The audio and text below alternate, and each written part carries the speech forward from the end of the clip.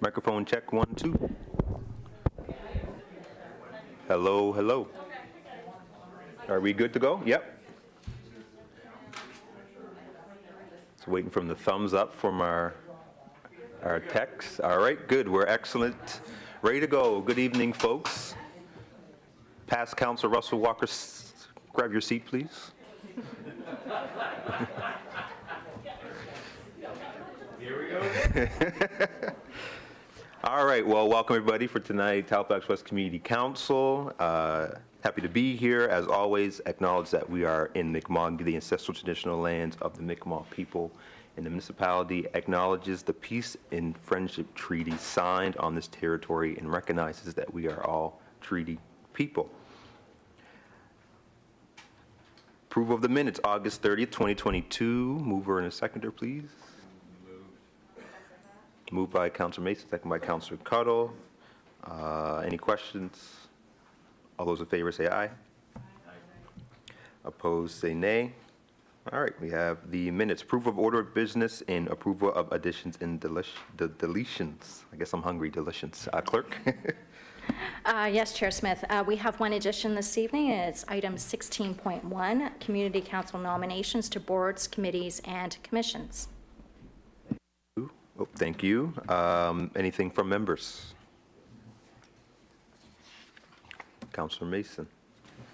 Thank you, Mr. Chair. I would ask if we could move 1321 NASCAD University Student Art Installation in Point Pleasant Park to right after the public hearing, as the folks who are concerned with that are here in the audience today. Not a problem. So 1321 will be moved right after our public hearing. Any issues with that from members? Seeing none, all those in favor of the amended agenda say aye. Aye. Opposed say nay. All right, we got an agenda. Chair Smith, excuse me, can we have a mover and a seconder, please? Oh, moved by Councilor Mason, second by Councilor Stoddard. See, if I was doing the Steve Adams way, I just say names.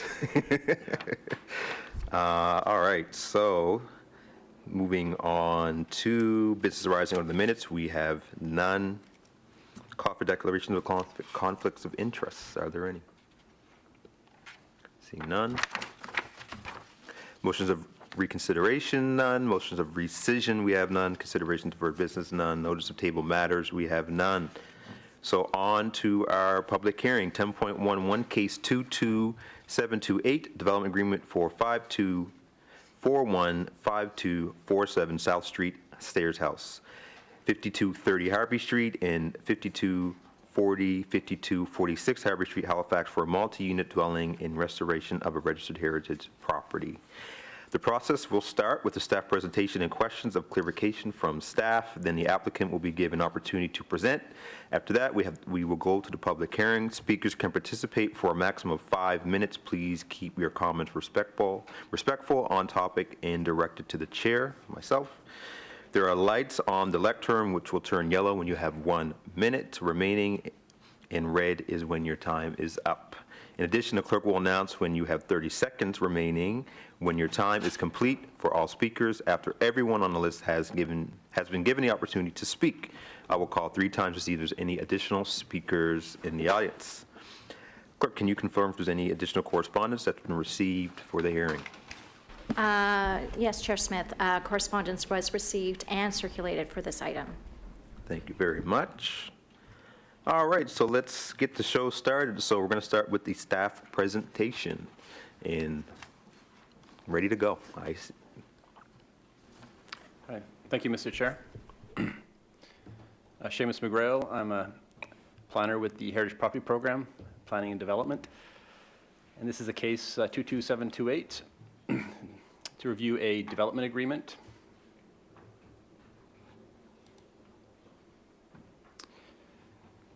So the applicant for this case is WSP Canada on behalf of the property owners, Southwest Properties Limited.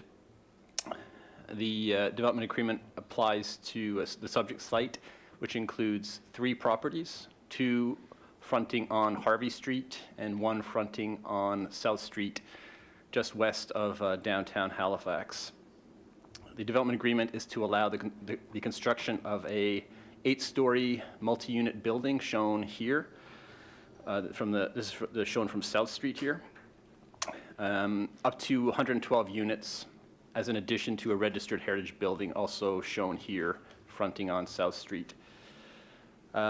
This application for the development agreement follows an approved application for substantial alteration under the Heritage Property Act.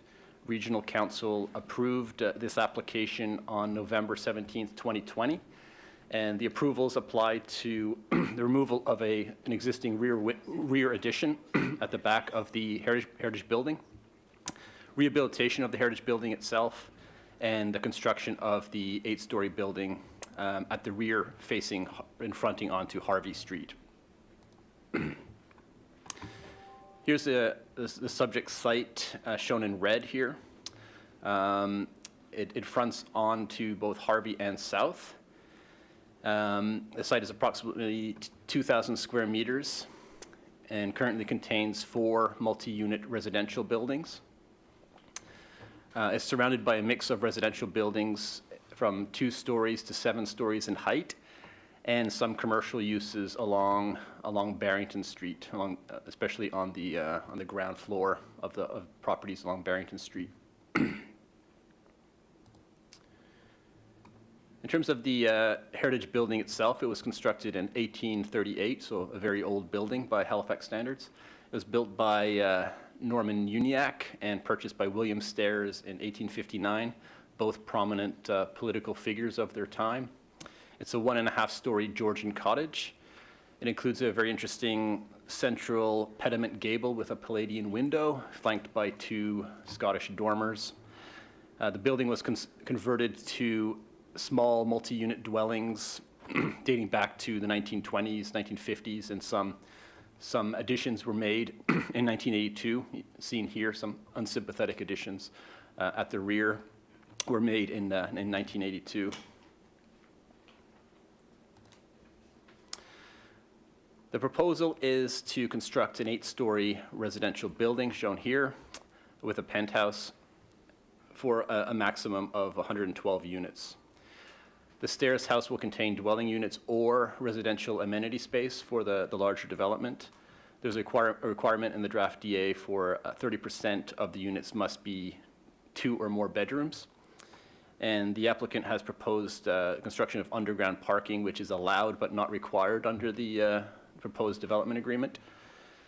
And the requirement to complete all approved rehabilitation work on the heritage building is a requirement of the occupancy permit. So before occupancy can take place, the rehabilitation work has to be finalized.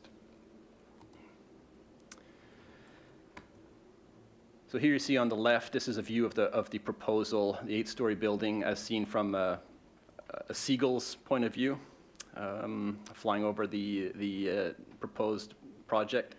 It's in the middle of the block between Harvey and South Street. And on the right here, you see sort of a pedestrian perspective of the mass that will go in behind. And as you can see, the 4 top stories will be visible over the heritage building, the Stairs house. This is a view on the Harvey Street side of the property. The building, the new multi-unit residential building will include sort of townhouse articulation along the street to maintain the rhythm of the street created by these 2 Victorian buildings on the abutting properties. There'll be stairs leading up to the dwellings, narrow windows, narrow articulations of the fronts with a 3-meter setback from the right-of-way, as well as a 3-meter step back above the street wall of the townhouses.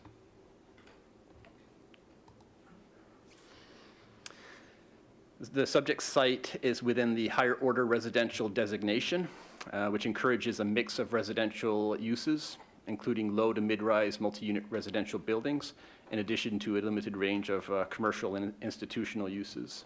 It's in the HR1 zone right now, and the permitted height is limited to 11 meters on the heritage property.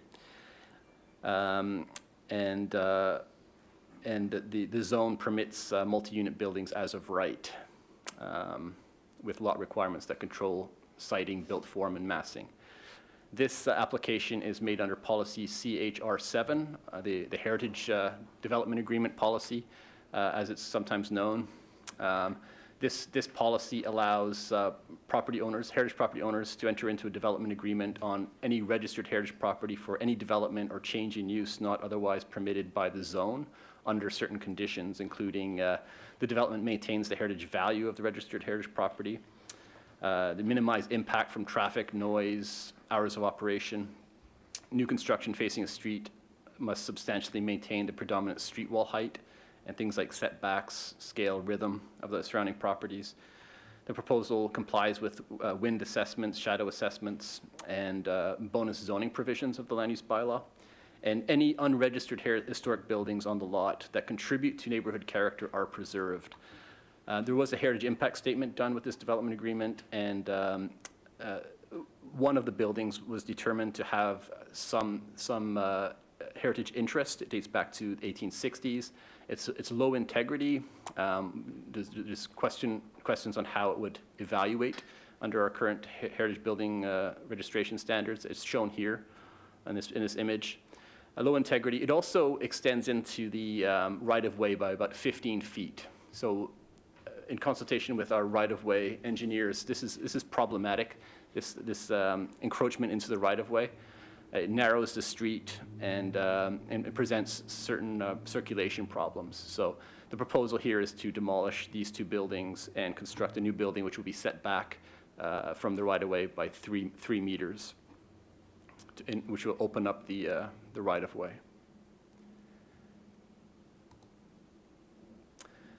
This is the massing of the proposal that was approved under the substantial alteration back in November of 2020.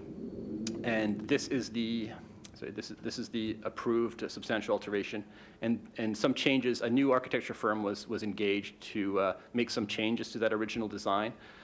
Staff have determined that the substantial change, that the changes don't warrant a new substantial alteration application. Some of the changes, as you can see, are let's go over them here. Increasing the street wall setback and adding outdoor steps from Harvey Street to be more in line with the existing historic buildings along Harvey Street. Reduction of the height and footprint of the connection. So the connection here in blue between the heritage building and the new building has been reduced in height to create more of an atrium connection, a one-story atrium.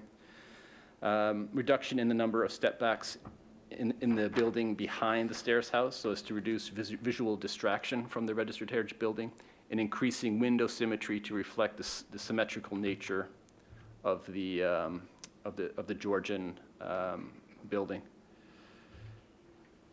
So staff is of the opinion that the standard 11, the standard around subordinate development is still maintained with the changes of the design of the building since the substantial alteration approval. A notice was mailed to property owners within the notification area on April 2020. Out of the 1,000+ notifications sent out, we received 19 responses. There was some support for the restoration of the heritage building, the design of the modern addition, and including the design of the facade of the townhouses on Harvey Street. There was also some concern expressed around the impact of the multi-unit building on traffic congestion and on-street parking, impact on the height of the new building, on views and sunlight for existing residents, and overall negative impact of the neighborhood character. Also some concern expressed around construction, noise levels, pedestrian circulation, and impact on emergency vehicle access. So this is nearing the conclusion of the development agreement process. The report went to Heritage Advisory Committee. It received a positive recommendation from the Heritage Advisory Committee. It's now before this committee, this council, this community council, at public hearing, and the next steps will be a decision on the DA, and which will begin an appeal period, and the recommendation is before you here. And the recommendation is to approve the proposed development agreement and to require the development agreement be signed by the property owner within 120 days. Thank you. This concludes the staff presentation. I am presenting on behalf of my colleague Erin Murnahan, who is away at the time being, but any correspondence can be submitted to Erin Murnahan at the contact information before you.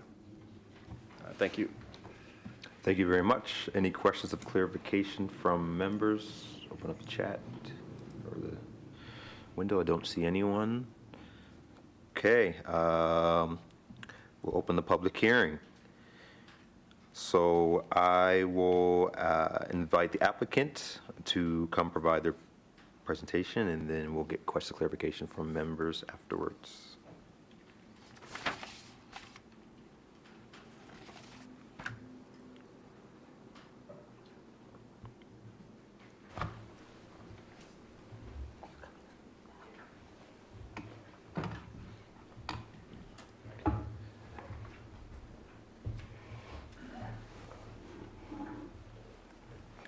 All right, and you've been here a couple times, so you know how it goes. 10 minutes, and the clerk will remind you when you have 30 seconds left. Floor is yours. Great. Is this on? Yep. Perfect. So thank you to members of council, members of staff, and members of the public that might be here today. My name is Jess Harper. I'm a senior planner and project manager with WSP, and I also have Chris Crawford, who's a partner at Fathom Studio, here with me, and we are here to present on case 22728, the Heritage Development Agreement at South Harvey. Quick, brief overview of the project details. An application was submitted in November of 2019. The application consisted of consolidating 3 existing properties, as well as demolishing 3 existing dwellings, with the exception of the registered heritage building, which part of this application is to restore the heritage building as well, and construct an 8-story plus penthouse, multiple unit residential building. The development agreement application is permitted under policy CHR7 of the Regional Secondary Municipal Planning Strategy. Now, the application was refined, as mentioned by staff, in the fall of 2021, which was based on feedback that was received from the Plan Advisory Committee, the Heritage Advisory Committee, as well as HRM staff. And as well as mentioned, a substantial alteration application has received recommendation for approval from the HAC in 2020. So just to provide a bit of context here on the site, so our subject site is located in red with the star there. There are a number of recognizable and prominent surrounding sites here. We have to the east, there's Friendship Park. We also have the Via Rail and the Westin Hotel, and then Seaport Market down here. Up here, we also have the Discovery Center. There's some amenities locally. There's a superstore here, as well as the Sobeys. Dalhousie University Sexton campus is within the area. And then the yellow lines that you do see here on the slide show some major transit routes that are available within the area.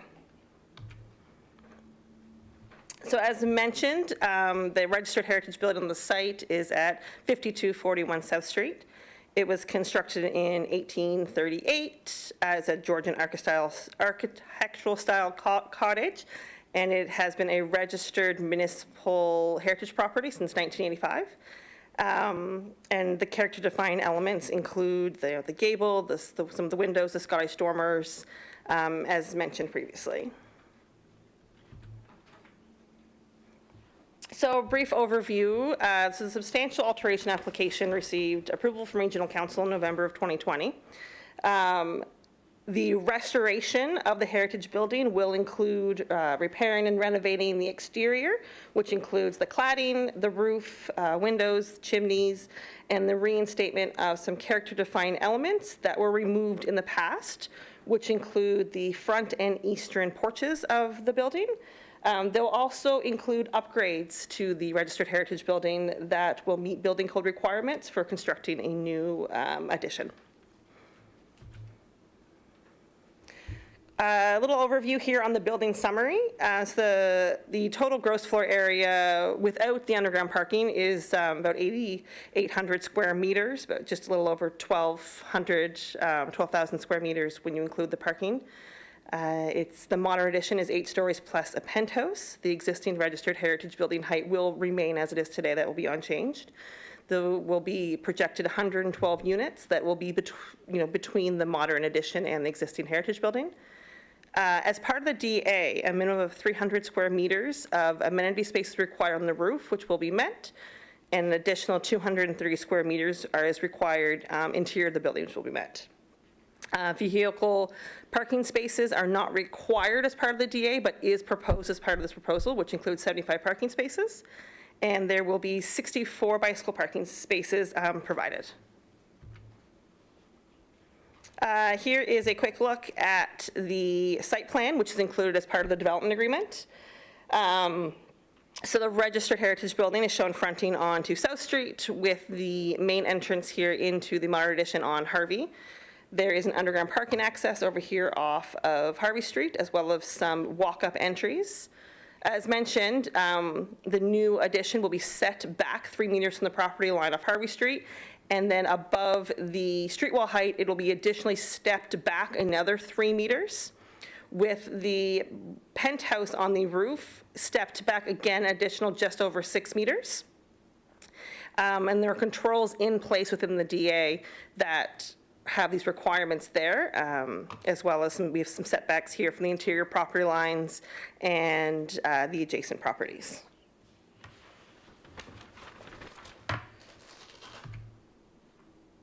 So shown here, again, this is a schedule that is attached to the proposed development agreement. This is the landscape plan. As mentioned, there are 300 square meters of amenity space required on the roof, which you are seeing here today and meets that requirement in the development agreement. And then again, 203 will be provided within the building itself. So as part of this application, there are standards and guidelines that have to be met as far as with the restoration and alteration of historic places. So in relation to our application here today, they are standards 11 and 12, which can be seen here on the screen, that are relevant, that I'm going to pass over here to Chris, and he's going to go through how the design of the building meets those standards. Thanks, Jess.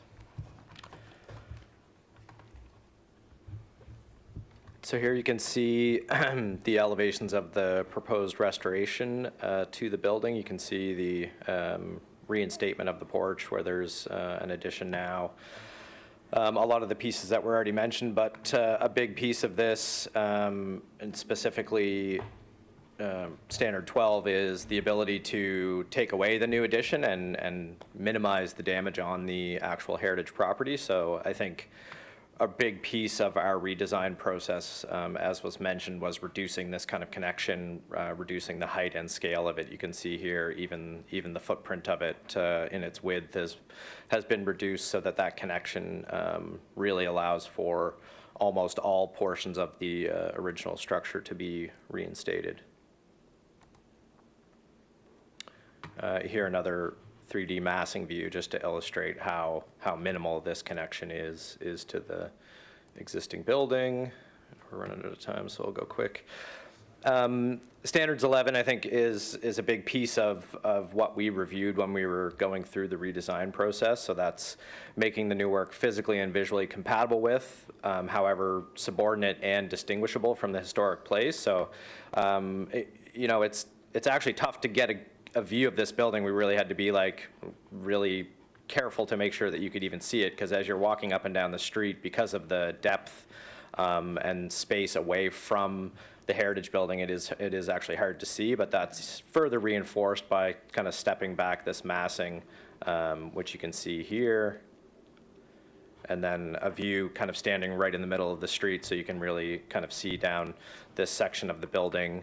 A big piece of being subordinate but distinguishable, it's a tricky piece of that. You know, we are looking at the proportioning of a Georgian window. We're using masonry, which is very common in Georgian architecture, but we're also trying not to create a very symmetrical building, because that is something that's quite striking of the original house. So actually making the project a little bit more asymmetrical was to really distinguish it from what is heritage. Again, here, massing view from above, you can see the kind of scale of the surrounding context. You know, we've got these generous kind of side yard spaces, and the width of the new building really does kind of match the heritage building. And then on to Harvey Street, we did a fair amount of study and set out datums of some of these Victorian bay windows and walk-up entrances. And as was mentioned, that was a big part of the change, was introducing these walk-up entrances, having kind of doors on the street, and then really trying to define that massing into what is more familiar of the language of that street. You can see here we're kind of mimicking and picking up that rhythm that is present on the upper part of this street, and then you can see each of these individual stair sets that are walking 30 up seconds into remaining. the building. And we're very close on time, and I know Shane is very quick, went through some of this. So there were examples of, on the screen here, of comments that were heard from the public, as well as examples of support that were also heard. And I promise this is the last slide.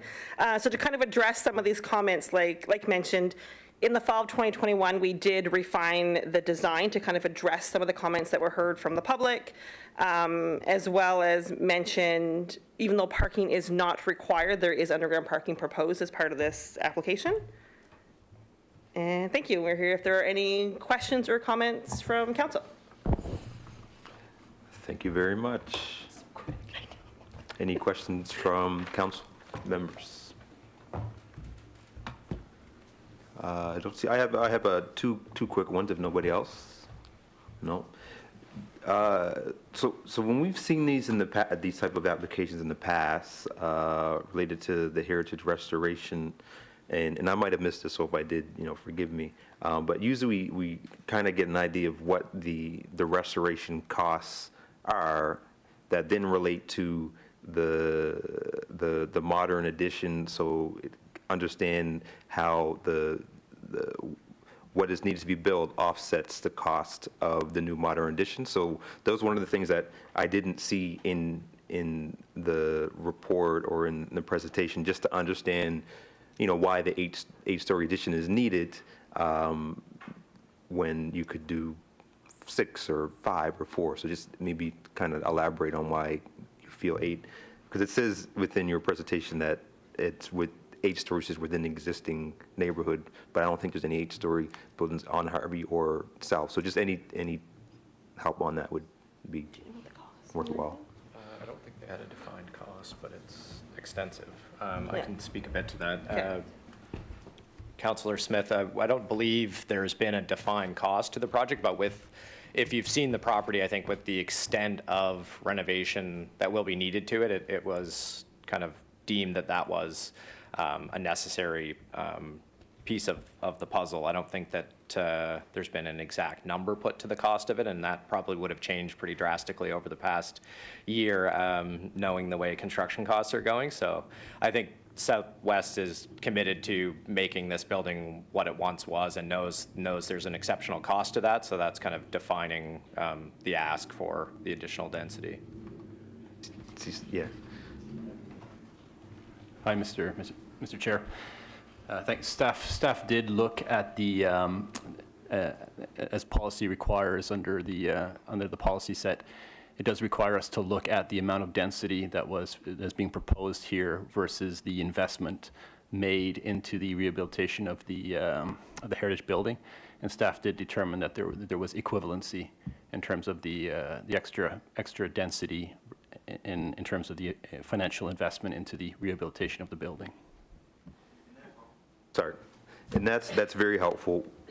What was in, again, and I think you just explained it, that the cost was not determined yet because there's lots of work to be done. But we've got that in the past, so I'm just wondering, was that something that just was an oversight? Or, I think that's important for us to just have an understanding as we move forward.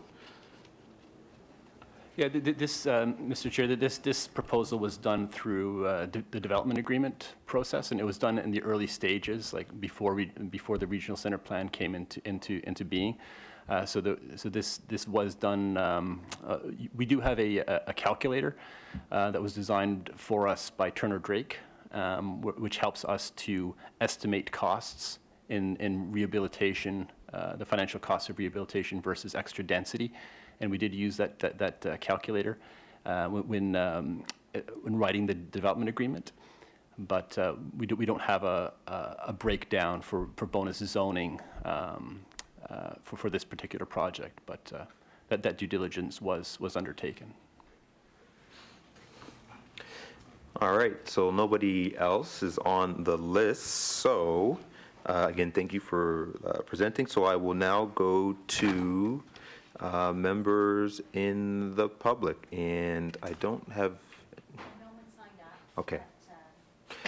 So we have no one who's signed up, but if you are here and like to speak, you do have the opportunity to get 5 minutes. So is there anyone here who'd like to speak on this topic? I'll call 3 times. Anyone here who'd like to speak on this topic?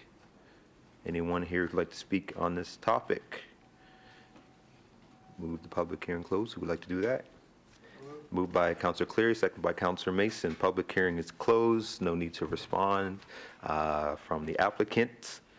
So yeah, what is your wish, Council?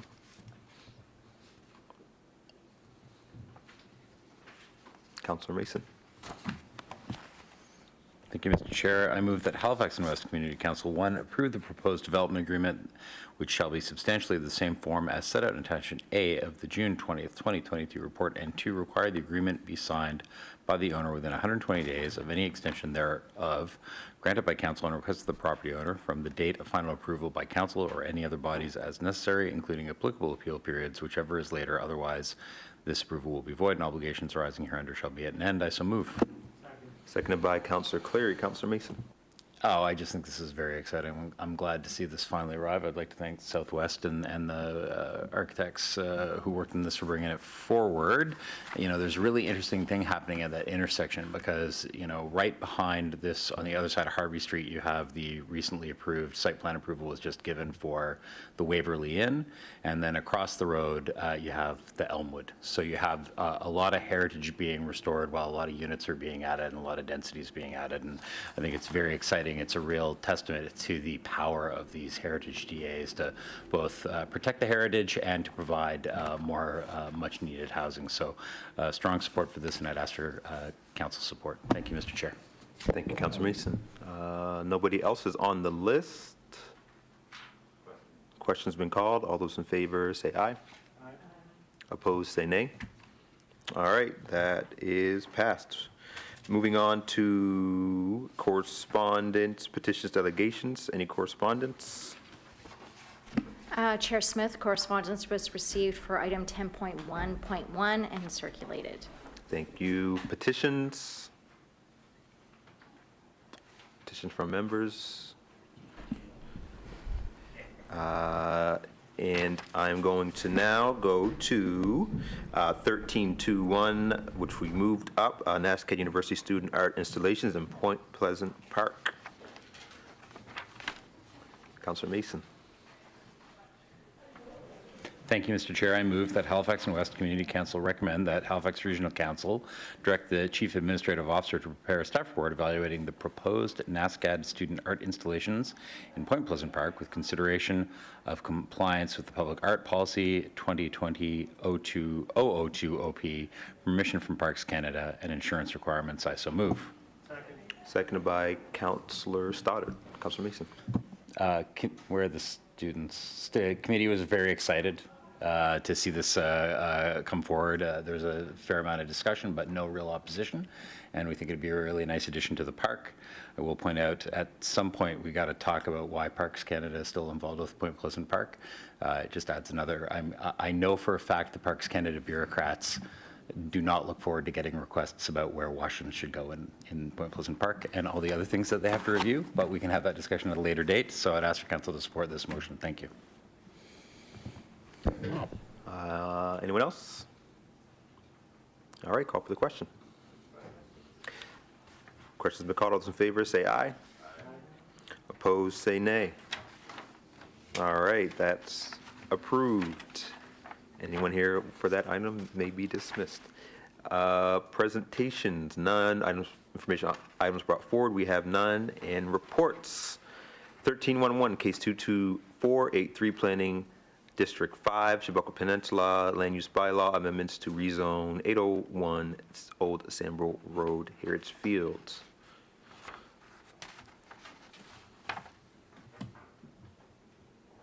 Councilor Cuttle.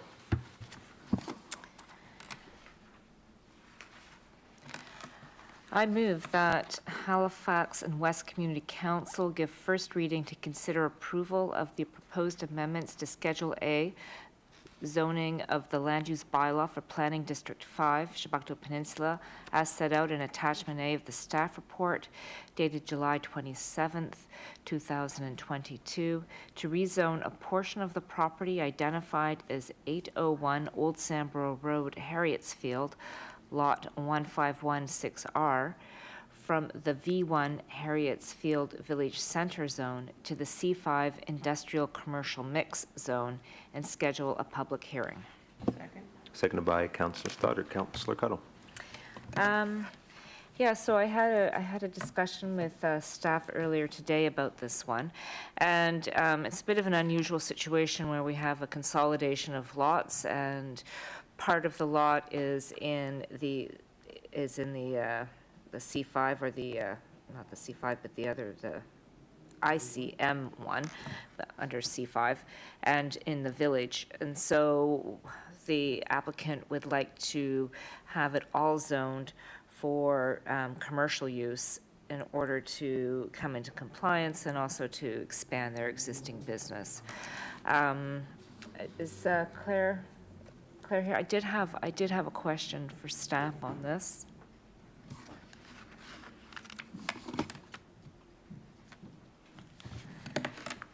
Hello, welcome. Hi, Claire. I think this is your first in-person meeting, right? Through the chair, that is correct. Yeah, very exciting to be off Zoom and to be here in person, so good to see you here. So the question was about the lot that we're looking at changing the zoning, and it looks like that was originally two different lots. That is correct. And so those two lots were consolidated.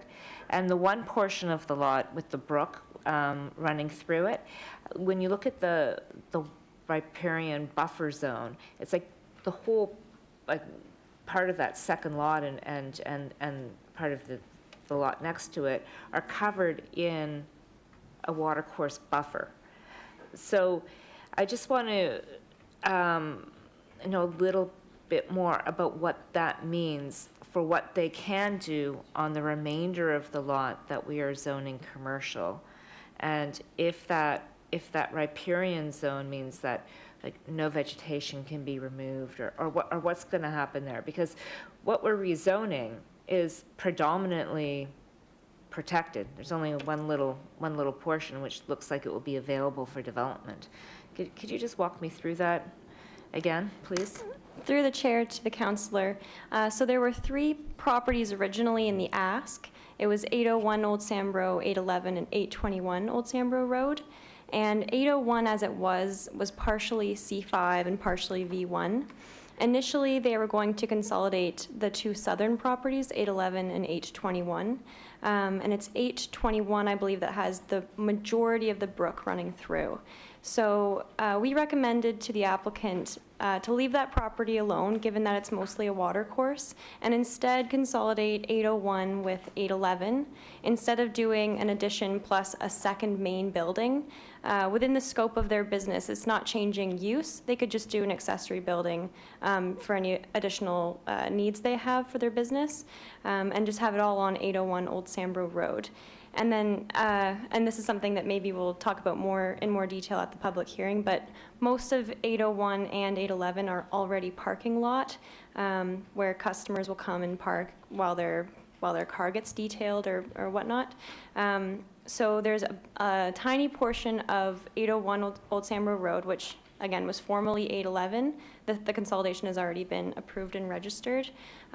So that portion of the lot does maintain its watercourse buffer, and that's just regulated through the land use bylaw. So 20 meters plus if there's any slope, it's pretty flat here.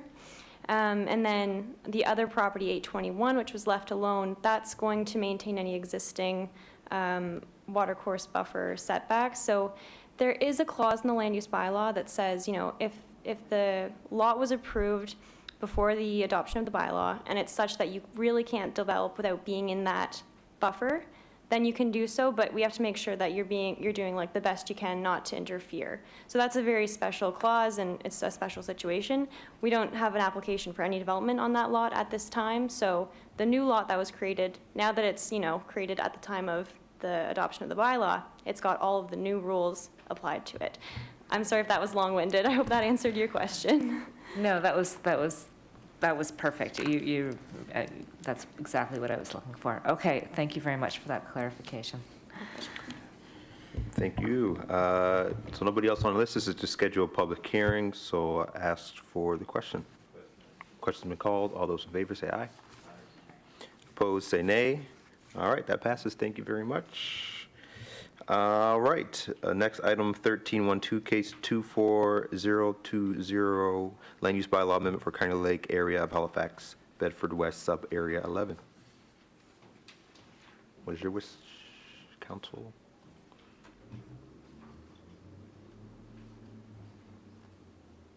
Would like to move that one? Okay. Councillor Morse? Thank you. Yes. So just read the motion then? Okay. I move that Halifax and West Community Council give first reading to consider approval of the proposed amendments to the Halifax Mainland Land Use Bylaw as set out in Attachment A of the staff report dated October 5th, 2022, to enable R2 zone uses within Kearney Lake area of Halifax, Bedford West, sub-area 11, and schedule a public hearing. So moved. Seconded by Councillor Stoddard. Anything on this, Councillor? Thank you, Councillor Stoddard and Chair. I'll just refresh everyone's memory on this. It's a complicated one. So this is just essentially trying to correct an error that dates back to 2006 when the houses at Kearney Lake were zoned R2. And when the plan changed in 2006, they were zoned urban settlement. But there was an intention that the houses would essentially retain the R2 rights that they had prior to that new plan being introduced. However, there was a mistake made, and this didn't really happen, and that mistake wasn't noticed until a number of years later when people started asking to change their properties and have permits for accessory buildings or apartments and that sort of thing. And they were refused because it was considered to not be complying. So a number of residents at Kearney Lake have had to put their plans on hold because of this error and getting this sorted out. The review took a lot of time because old records had to be researched and accessed, and I'd like to thank Jacqueline for her many months of delving into this, going back into those old records. And I would just like to ask for council support to move this ahead to a public hearing so the citizens affected can have a chance to have their say about it. Thank you, Councillor. No one further on the list. Call for the question. Questions have been called. All those in favor, say aye. Aye. Opposed, say nay. All right, that passes.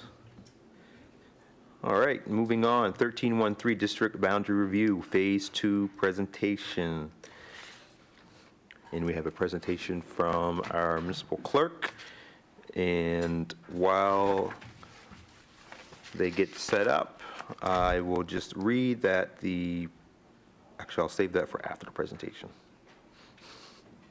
Getting ahead of myself over here.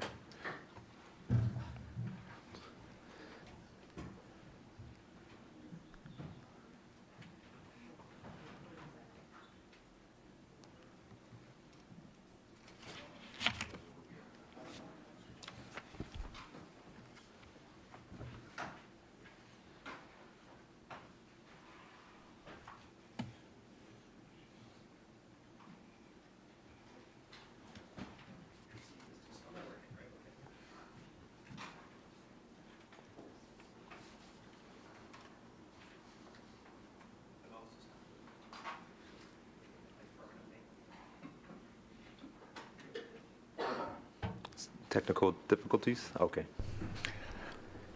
Good evening, Chair Smith, through you to the rest of the Community Council. Apologies, our mouse has apparently decided to stop working at this exact time. Thank you for having us at your meeting tonight. I will let the panelists beside me introduce themselves, but this will be your presentation on the Phase 2 of the district boundary review that is currently ongoing within the Halifax Regional Municipality. We have a resident panel that has been tasked through Executive Standing Committee with conducting this review and conducting the public engagement of this review. We are currently in public engagement. There is public engagement meetings that are happening over the next 2 weeks. There is a live survey that went live yesterday and is available on halifax.ca, and there is a website that is dedicated to the district boundary called halifax.ca that is called District Boundary. I will now pass over to my panelists. I'll be running the screen, and we will be available for questions at the end of the presentation. Thank you.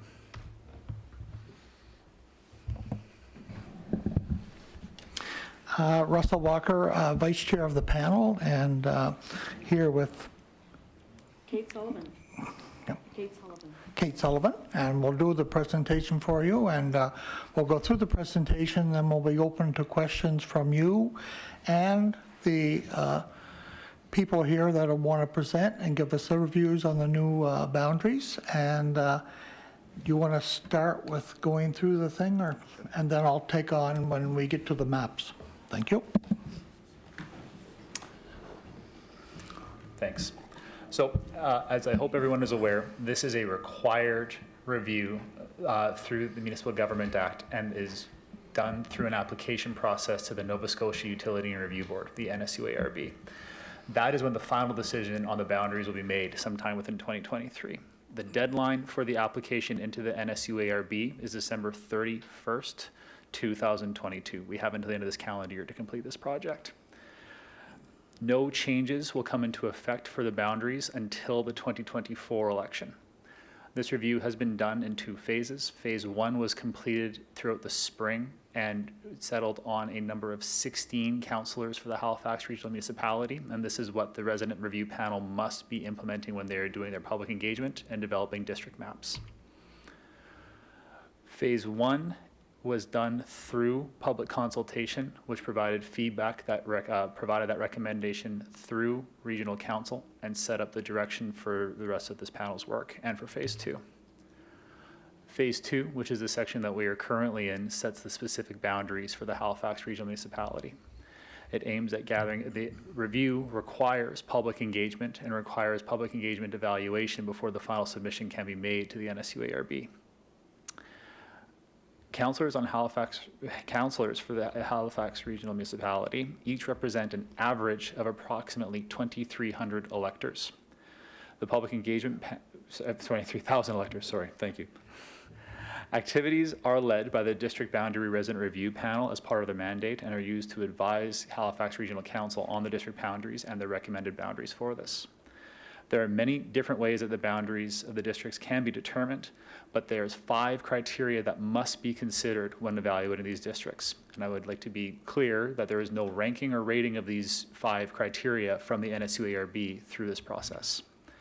The 5 criteria are the number of electors, so electors that each councillor represents in their district, relative parity of voting power, so that roughly each vote carries the same weight, population density, communities of interest, and geographic size. Geographic size does include geographic features located within the district boundary. The Resident Review Panel is a citizen-led volunteer panel that is created to advise on this project and consists of 7 members from the community. Phase 2 is being done because of this Resident Review Panel, and the public engagement that is currently being undertaken through community councils and community council meetings are being championed and led through support from HRM staff and hired consultants for this review. The screen in front of you shows the public consultation process. And again, this information is located on the HRM website and is available if anybody would like to see it. This is how the engagement for phase 2 is being conducted. The resident panel has gone through and looked at the 5 criteria and developed a mapping option for public feedback.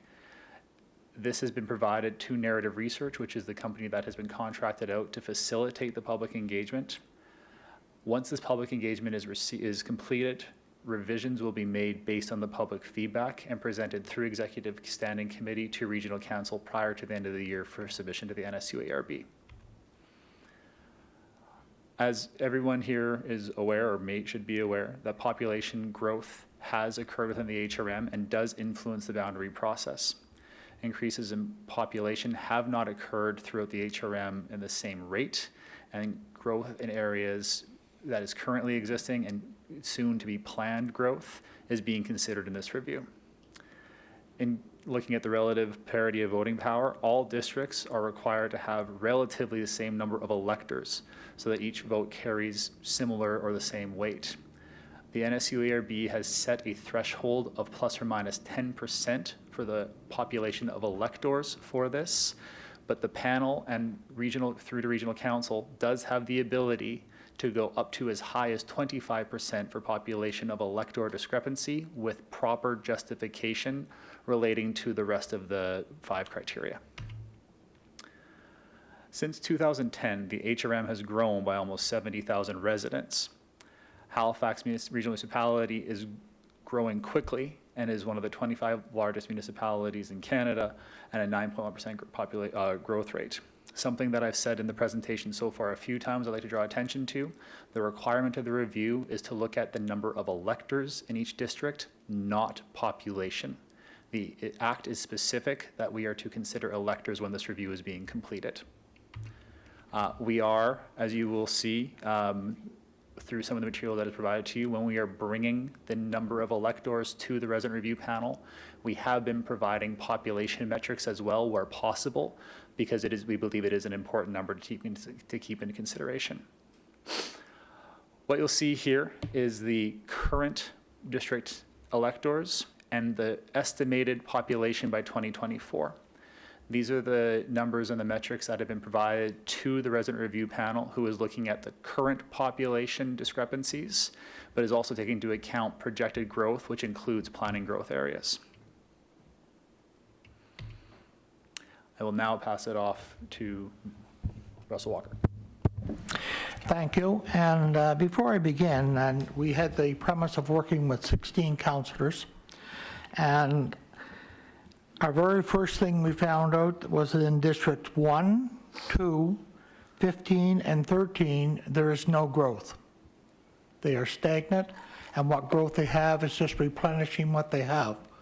And that meant all the growth is in the urban area, and we also heard in Phase 1 from the rural voters want to remain rural and not be urban. So we took that into consideration also.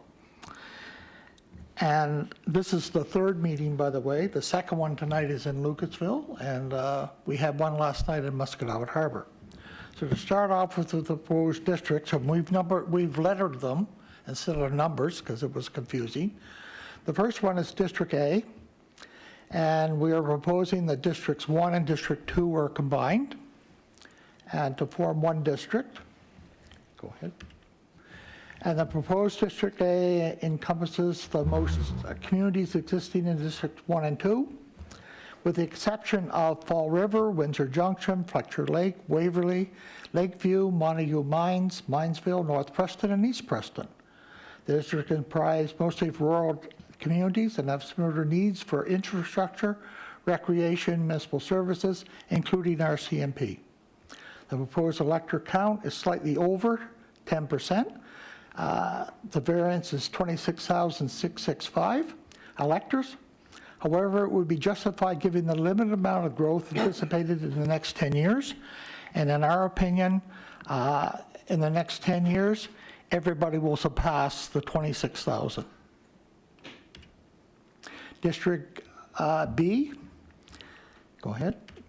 District B encompasses portions of the existing districts 2, 3, 4, and 6, including the communities of North Preston, East Preston, Minesville, Westfall, Cherrybrook, Loon Lake, and portions of Cole Harbour and Dartmouth. The proposed electoral count falls within the plus or minus 10%.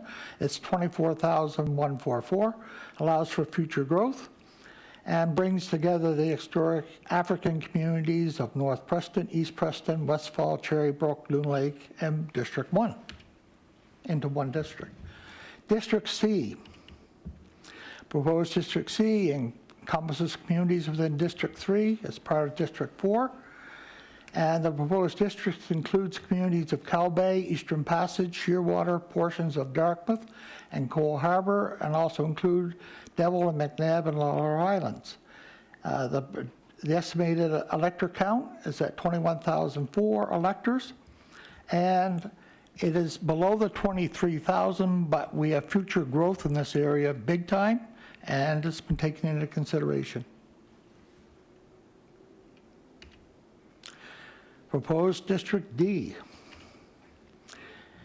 The proposed District D encompasses portions of Districts 3 and 5 in Dartmouth. The proposed District D considers communities of interest with the boundaries following the existing community planning and school boundaries, maintaining general and urban communities. The estimated elector count is slightly below. It's at 19,800, but again, with the growth and things that have been approved so far by planning staff, it's anticipated to be up to over 23,000 very quickly. Proposed District E. Proposed District E includes the communities removal from District 1 as follows: Fall River, Fletcher Lake, Montague Mines, Waverly, Windsor Junction. Proposed district also includes portions of Dartmouth, found currently in District 6. Proposed District E considers communities of interest, including the urban communities outside of Dartmouth, with those of Fall River, Fletcher's Lake, and Windsor Junction. The estimated elector count is below at 20,366. But again, this is with the Port Wallace and other planning that's already been approved. It'll be within the guidelines very quickly. Proposed District F. Proposed District F encompasses portions of the existing 5 and 6 in Dartmouth. The estimated number of electors falls within the 10% at 22,503 and allows for room for future growth, which is anticipated with several higher order residential and special planning areas already approved. Proposed District S considers establishes community of interest following community and school boundaries. Proposed District G. Proposed District G encompasses purposes of the existing 7, downtown Halifax with South End and Halifax Peninsula, with some minor adjustments along Jubilee Road and Cogswell Street. The estimated electric count falls within the plus or minus 10% with 23,700, allowing for room for future growth as anticipated as the project tonight. The proposed District G considers established communities of interest following existing boundaries, planning, and school boundaries. Proposed District H. Proposed District H encompasses most of the existing 8 with a portion of the current District 7. Specifically, the southern boundary has been moved to south to Cogswell Street, and the western boundary has been moved to Windsor Street up to Bears Road, where it continues west to Connaught Street northwards. The estimated electorate count falls within a plus or minus at 21.6 electors and allows for future growth, which is happening as we speak. Proposed boundaries consider establishing communities of interest, following again school and planning boundaries. Proposed District I. Proposed District I includes portions of District 7, 8, 9, and 11.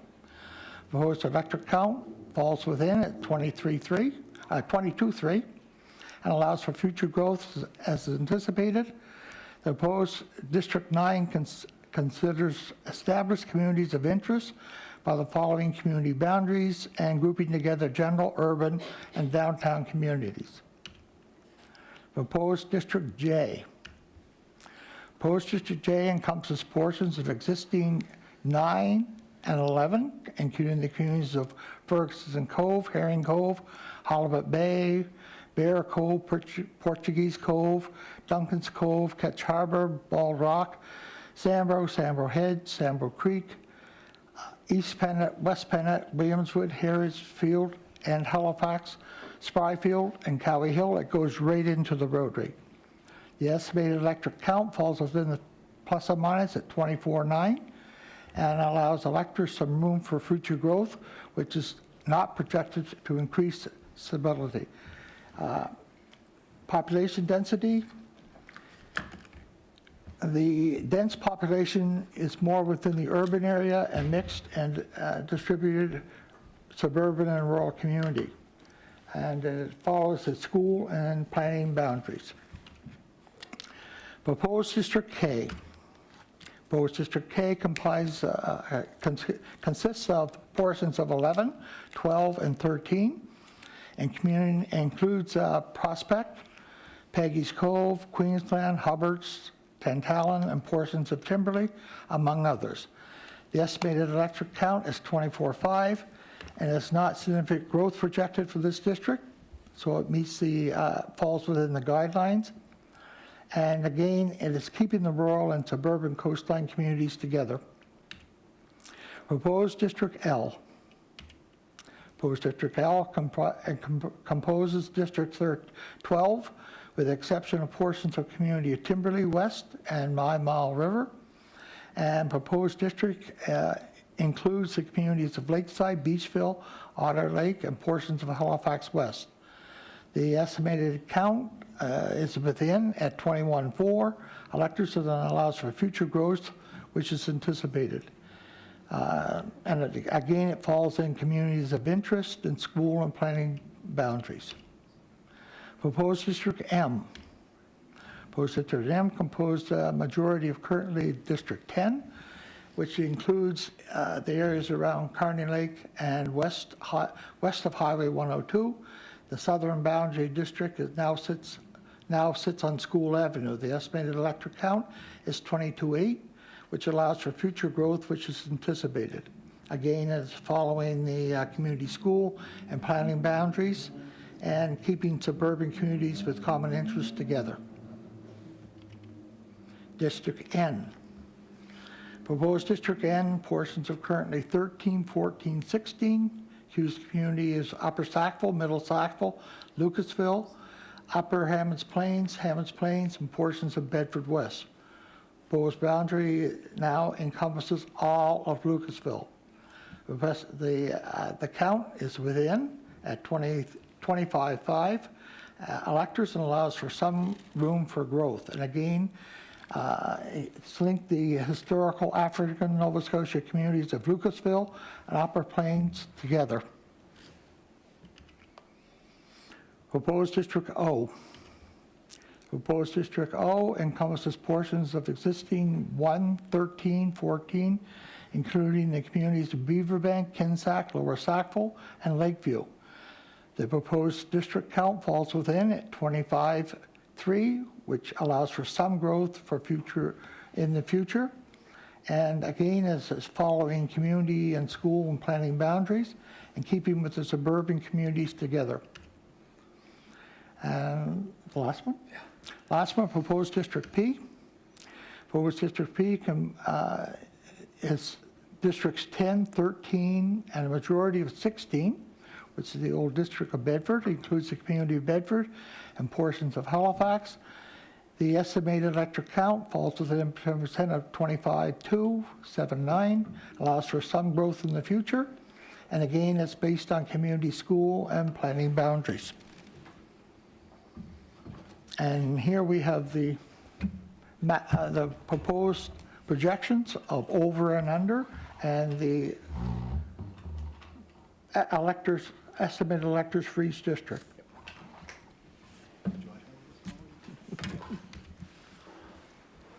So this is, the numbers that you see before you, these are the numbers that would become part of the submission. They are the existing electors, which is what we need to do for when we submit this. It is the existing 2021 census numbers. That's the numbers we're using for this, is the 2021 federal census population numbers. Overall, HRM councilors represent between 27,000 and 23,000 residents per district. By 2024, this is estimated to grow to almost 400,000, or nearly 25,000 per district. What we are doing with this presentation, what the panel is doing with this presentation, is going to a number of community meetings, but also coming to the formalized community council meetings for formal feedback through this process. So we typically have been asking questions on this, and Chair Smith, this is where I will pass it over to you to start that component. Thank you very much. So I'm wondering, because it's not here on the agenda, for council members, if there's any questions or clarification, do we do that now, or do we wait for after the public participation piece? Do it with the public first? Yeah? Okay. All right, so we'll come back to members who have their name on the list, and we will go to the public participation aspect of this meeting. Speakers can participate for a maximum of 5 minutes. After everyone on the list has been given opportunity to speak, I will call 3 times to ask if there's any additional speakers. Please keep your comments respectful, on topic, and directed to the chair. There are lights on the lectern which will let you know when you have 1 minute remaining, the yellow, and it will turn red when your time is up. In addition, the clerk will announce when you have 30 seconds remaining and your time is complete. And, all right, we have 1 person signed up on the list. So we'll start with the list, and then we'll go to members of the public. So right now, the only person we have on the list is Mary Ann McGrath.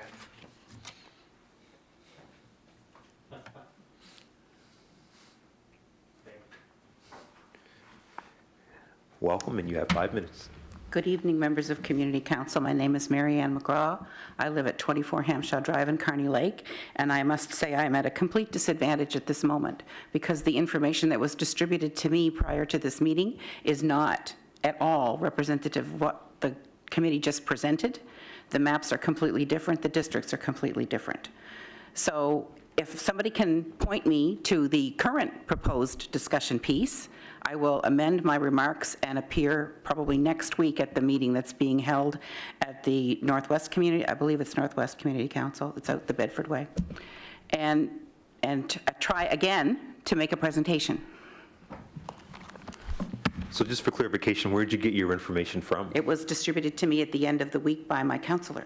Okay, so Ian, who's over there in the corner, will make sure that you get the proper information, and then that way you can present. And maybe anybody who wants to appear needs to know it, because this is so radically different. So did you get it like a paper form, through email? I got an email link that took me to a presentation and all of the information and the mapping on council's website, and it's the numbered districts, but with different boundaries than currently exist. So I would have had no way to know that it isn't now the proposal under discussion. Okay, well, we'll make sure you get the proper information, and sorry that you didn't have it at the moment. Sure, sure, maybe? I don't know, maybe Ian could clarify, or Russell, but I think what they did is they just. One sec, your mic's not on, your mic's not on.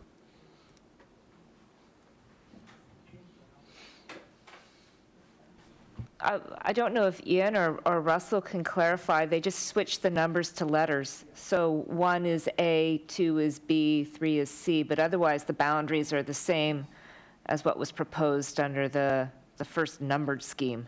It's just now the numbers are using an alphanumeric order. At the last, Chair Smith through the rest of the community council, at the last district boundary meeting, there was confusion between talking about District 1 existing and District 1 current. The only change that was made from that was a change to letters for the proposed wards to allow for theoretically less confusion when that occurred. So I apologize if anything was circulated that was an older version of the map, but my belief is the only changes would have been moving from a letter or a number to a letter. Oh, would you like to continue? Yeah, I think I'm good now. So I'm, having conferred with Russell, I believe that what I'm discussing. Oh, just sorry, 1 second, your mic's not, okay, there we go. I believe that what I'm now discussing is the current Area P, formerly Area 16, and the adjacent boundaries to the south and east and west. So if you're good to go, then you'll have Yep, 5 minutes. I'm good to go. All right, thank you. My concern is that it centers around basically the existence of the proposed regional park at Blue Mountain Birch Cove Lakes, potentially an urban wilderness area. And all of the communities that surround that park are impacted by what happens there. And we're also impacted by the watersheds that feed from the park to various communities. But the majority of the park is in one district, currently, I believe, L, formerly 12, I think I'm right.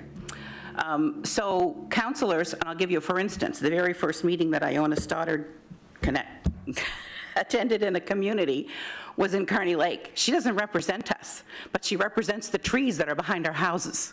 So she gratefully came to hear what we had to say because of the concerns of the traffic in and out of this wilderness area.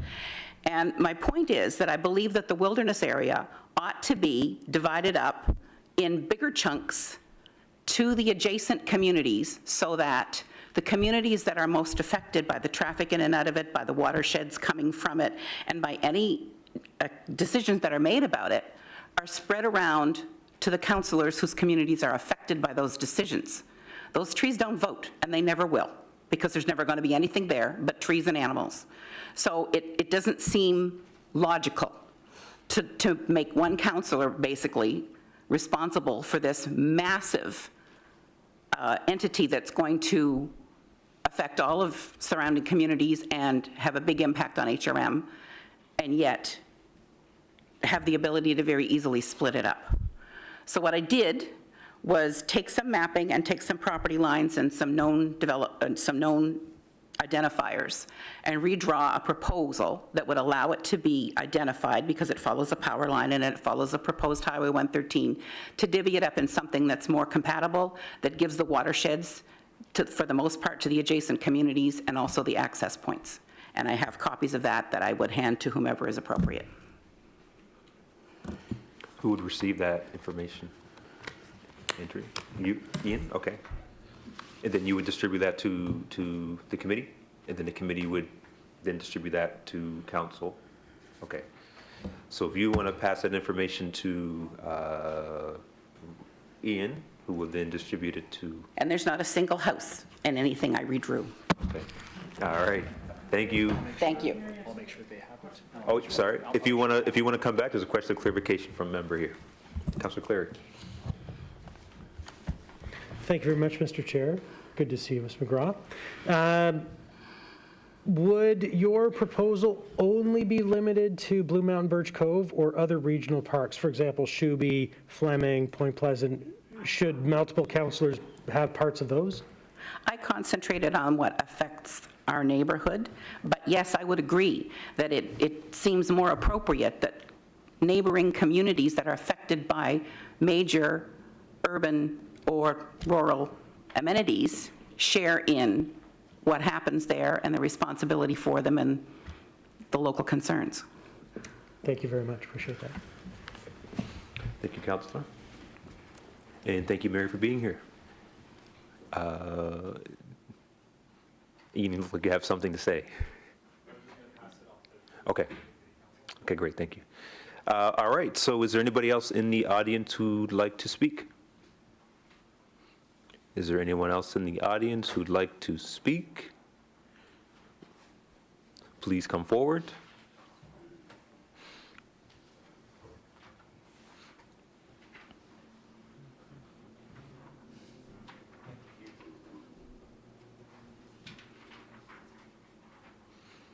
Just one moment while we get this handed out. Thank you. All right, state your name for the record, and the floor is yours. The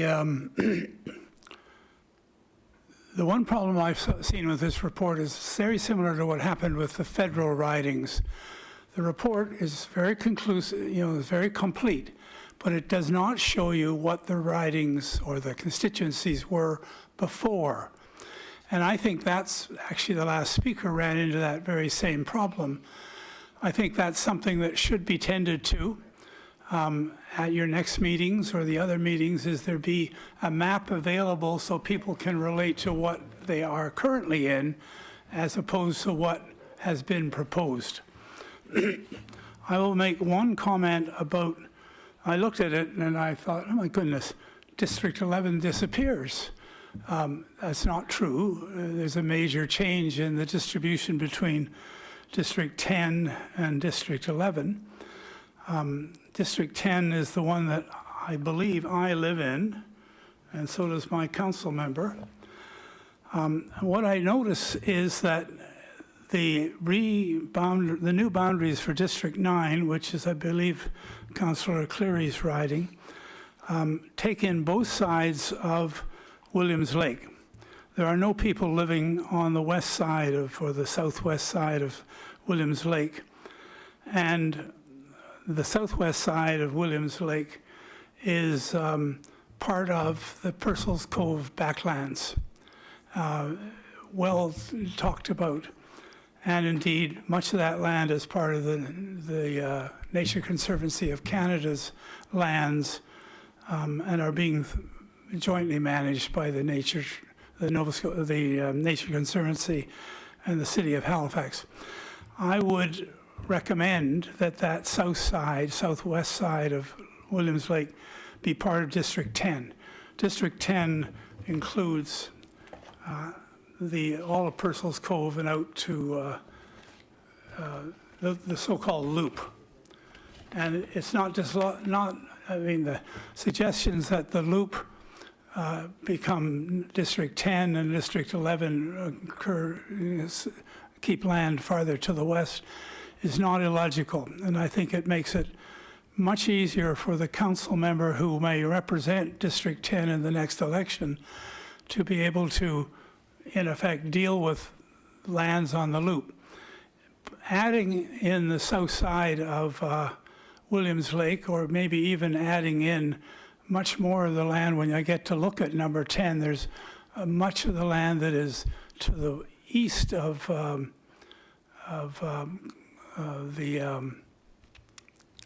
I keep thinking of it as the developer's land, but what is that called?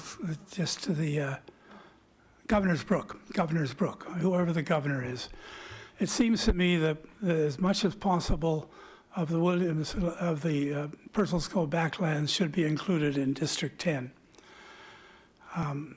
My only other comment, and I have no idea what time is being allotted, as is being showed. Anyway, my comment last night about the regional plan only allowing people to speak for 5 minutes, I gather is being transmuted into talking about your voting. All that really is being affected by this thing is once every 4 years, you get to decide on a council member, and that can be very important. Not nearly as important, perhaps, of what is being proposed in the regional plan update.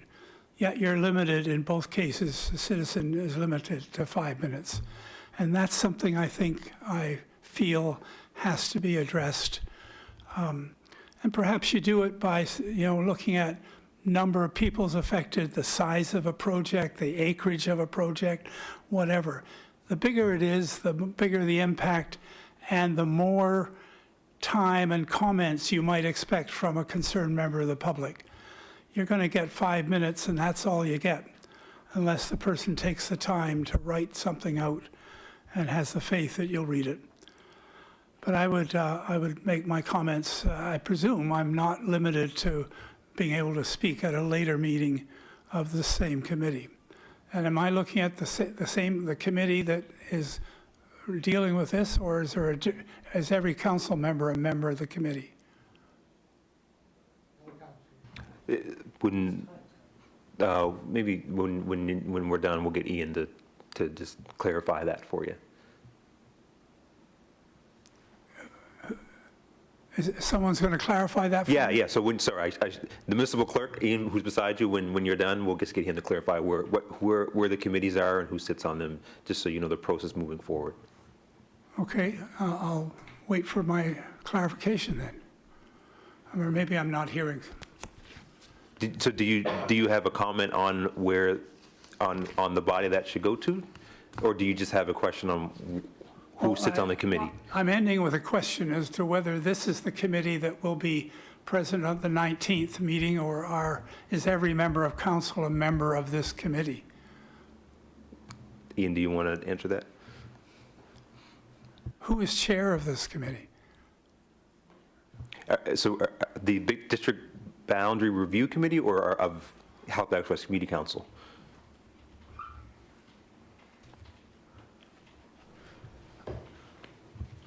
I don't, so I'm not entirely certain where the question is going, but I can provide clarity on where we're sitting with this group, community councils, and the resident panel for the project. The review group for this is a group of 7 members of the community. That group has no councillors on it. It reports into executive standing committee, which is comprised of the heads of the standing committees within the HRM, as done through our appointment proceedings, which are happening over the next 2 months. The meetings that are occurring over the next 2 weeks are either happening at community council meetings, which is like the meetings tonight, or we are doing community engagement meetings, which are done through a facilitator in the public, a little less formality and a little more ability to really tap into some of that feedback. That will not have a specific chair leading it. These community meetings are ran by HRM staff members, assisted by a contractor who is compiling the communication into the public engagement feedback. Thank you, Ian. Thanks very much.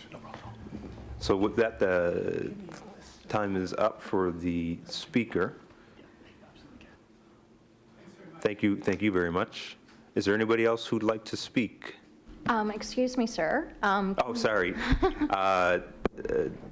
Please state your name for the record, even though I think most of us know who you are, but just for the record.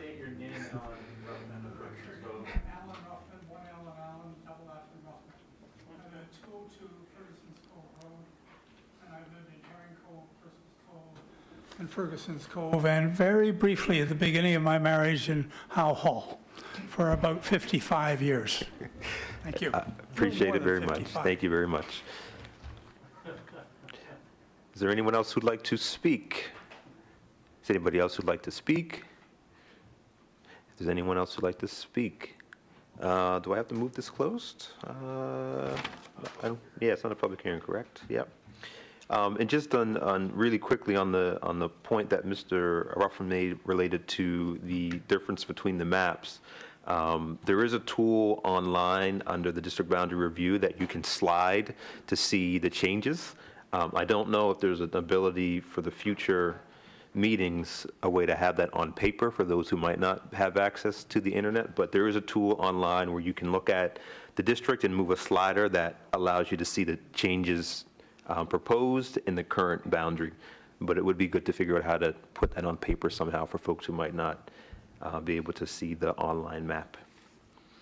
All right, so I don't believe we go into discussion on this item. So it's not here on my list here.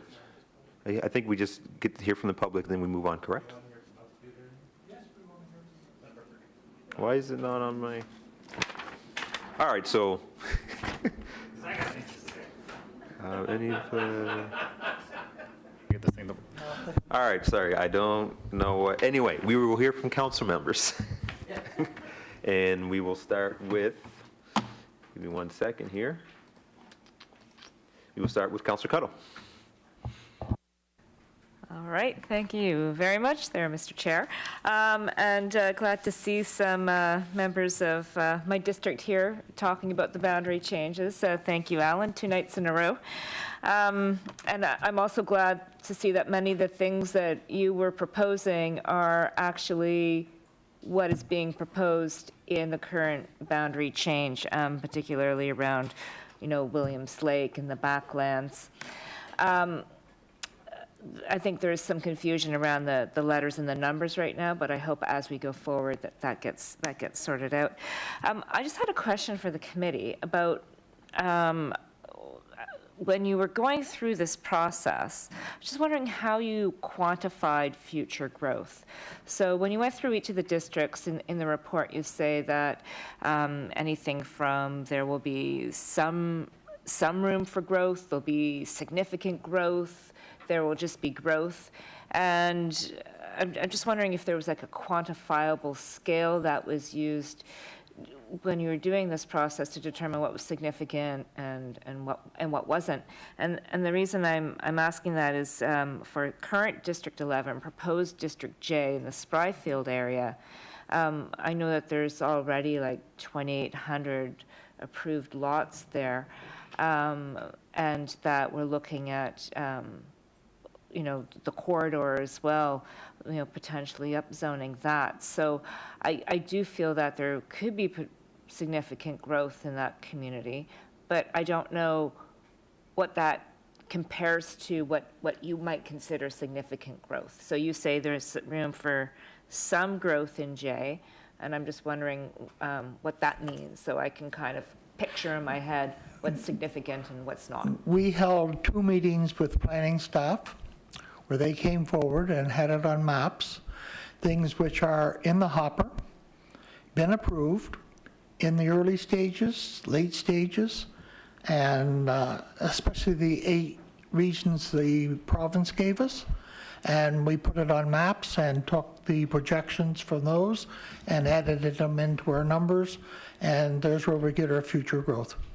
So is there any actual numbers? Yes, there is. There are.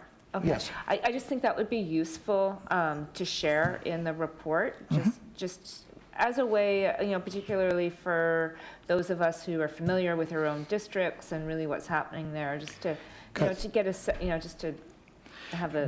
Before we got to where we are there. today, all the filters were still on all of our maps, and all the yellows, blues, and greens, and everything else was popping up all over the place, so we could see them, but they've been taken out, but we have the numbers. Okay, great. Just to add to that, Chair Smith, through you to the Community Council, all of the numbers that were provided were taking numbers that have been provided through planning documents and planning projections, items through the regional plan process, and items that have come forward and consolidated to specifically the districts. We can circulate the report that went to the panel that talks about all that, and it will be included in the overall submission. We already had a 50-slide presentation today, so it wasn't included as part of this one, but we can make sure that it's passed on to you, and it will become part of the more formal package that goes to the NSU-ARB as well. Okay, that's great, and thank you so much. I know that this has been a lot of work, like very interesting, looking at the current and future of our city and through this lens. So thank you for your effort and everybody else on the committee who's volunteering their time. Thank you, Councilor. Councilor Mason. Thank you, Mr. Chair, and thanks to the committee. Great to see both of you here today. I mean, I see you all the time, but nice to see you both again. First of all, hurrah that we have to make District 7 smaller. It means that, when I got elected, the whole thing was everybody's leaving the peninsula and we need to grow the population. Well, we have, and now it's got to be smaller, and that's great. My second note was to Ms. McGraw. I love your plan. That's a great plan. We should do that at all the parks, because what a lot of people don't know is District 7 has Sable Island for historical accident reasons. And that means that I get consulted about Sable Island, which is bizarre, and I hope to get there before I stop being on council. But you're right, if the more councilors who are involved with all of the large regional parks and Shuby and all that, I think the better. So great idea. I have to say, and I'm not trying to say this in any kind of hurtful way to the committee, I saw a lot that got set aside from the consultant's report that I wish had made it to the final report. And I know, I'm not going to talk extensively about Dartmouth, Cole Harbour, Woodside, and Westfall, but I grew up there, and I look at that right now with that, especially with that one district that goes all the way from out, past where the Cole Harbour boundary is now, all the way into the circumferential highway, and I feel like that's not really representative of a community. Like, it's more of a convenience piece, but I'm going to leave that to the people in Harbour East to deal with, because I know they've been quite active on it. What I do like a lot is the kind of better alignment of these are rural districts and these are suburban districts. I think that makes a lot of sense, and so I support that. My one concern I wanted to flag really is the boundary of District G, proposed District G. It was inevitable as we grew that District 7 north of Cogswell, between Cogswell and Cornwallis, would go back to the North End District. I think that makes sense. I'm sad about it because I love representing it, but it makes sense on a technical level to get that back together. So I'm not going to argue that at all. But when you flip it around to the other side, historically, right now the proposed boundary runs down Jubilee Road. And historically, that whole area, which refers to itself on its Facebook group and all that kind of thing, is the Tree Streets. All those kids, English and French, go to Lamarche St. Thomas. It's one cohesive community from Quinpool Road to South Street. The majority of the kids are in French immersion, not all of them. They all go to Gorsebrook, which is in District 7, which is in the south, though I will own that a bunch of them go to Halifax Central, which is currently still in District 7. Everybody on the other side of Oxford Street, the English kids are going to Tupper. And from a planning point of view, that has always been a kind of a dividing line. That's where it goes from R2 to R1. That's where you go from what used to be on the old land use and MPS, the Peninsula Center Detailed Area Plan, was that whole area of the Tree Streets from South to Quinpool Road, from Roby to Jubilee. And there's kind of they were built at different times. They have a different kind of built form and character. It's denser around Lamarchant because it's 2 and 3 units in a lot of houses, and then not so much on the other side. And I'm not going to say it should be in District 7. I'm going to say that's you see people right now who are arguing that all those buildings on Roby should be registered, trying to bring back the name, the old historic West End. And it is the historic West End. West End Baptist Church is on Preston Street at Quinpool Road. And so my pitch to the committee is put all the Tree Streets in what is, I don't know, what's the letter for your district going to be? District I, put it all in District I or put it all in District G. That would be my argument. It could go either way. I don't know what it does to your numbers or whatever. And put all of Jubilee, like down to say Wagwaltic, Coburg, in District I, or like you can play with that. You're going to end up with, if you put it all in District G all the way to, and we talked about this when I had the one-on-one meeting, I don't think the boundary should be Quinpool if you put it back into District G. I think the boundary should be Pepperell, because I think that commercial district's well established on Quinpool Road. It's been in planning for a really long time, and it's all upzoned in the center plan. So I think that would make sense, and that would be thousands of people of potential growth that you would keep in a different district that you could keep in the West End. But that residential neighborhood, I think, needs to be kept together. Those two residential neighborhoods be kept together. What district they go in is immaterial to me, but I just think they need to be, I think that those are single communities. We looked at that, and the numbers that are in that got moved to Sean's district were too big to move anywhere else. And what I didn't tell you was that when we started, your district, Lendell's district, Sam's district, and Tim's district were too big and had to be shrunk. No, yeah. It's how do you shrink them? And because when you move the number that we moved, it affects somebody else, and it just dominoes. For sure. So I would, if you can't make it bigger because it's up at that limit in the growth projections, I would make it smaller and I would put the whole Tree Streets in District I and then move the boundary with what would be Then Patty's that in a makes little that bit. district too big. I know, but then you can slide it in. I We will look recognize at all it that. again. We will look at it again. I But recognize that, Russ. It's like old times. I'm really enjoying this. But Well, if the goal is existing communities, school districts, and planning boundaries, where- that where- boundary doesn't need where any of possible. those. So I'm going to keep arguing that. All right, so I think Thank you you, two, Mr. Chair. I think you two can take that We'll argument. go have a beer. It'll be great. Exactly, Thank you. at a coffee table, not a bar, please. A tea, I meant to say, Yeah, a yes. tea. Thank you very much, Councillor Mason and Councillor Stoddard.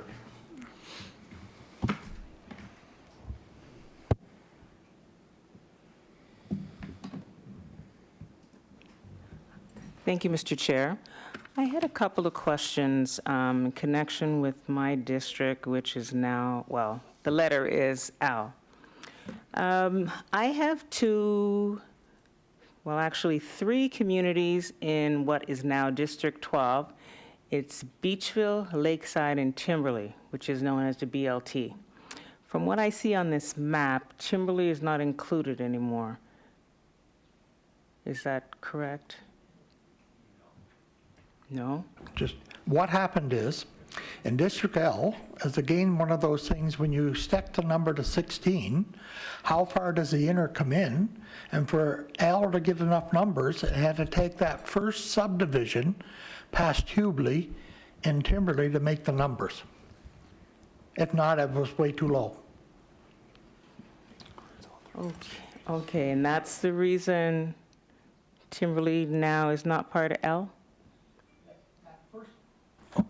That first subdivision past Hubli is in L, because it had to have numbers and it had to come from somewhere, and that's where it was taken from, because they still have provincial roads in RCMP, and so does L.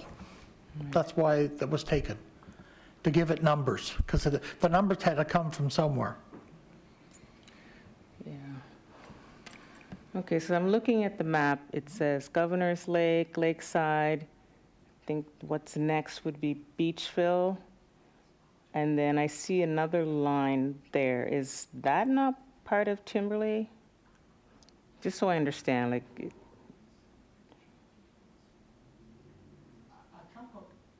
A chunk of Timberley went to L. It did.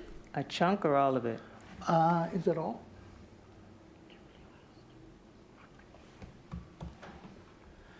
West of 9 Mile River went to L. Okay? 9 Mile River is where the treatment plant is, and that all went to L because of the numbers. Okay. Now, that's going to be difficult because Beachville, Lakeside, and Timberley have always been together as a community. So I would imagine that you'll hear something about that only because of the connection that the three of them have as a community. So that would be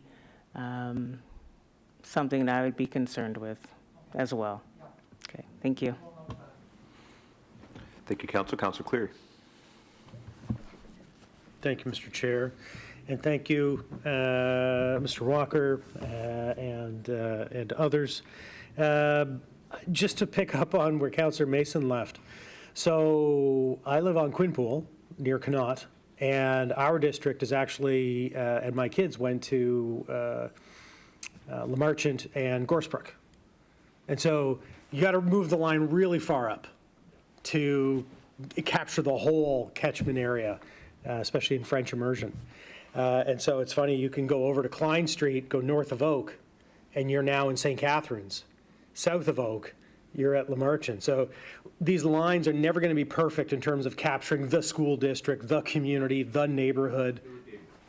I know, I do, just the English kids.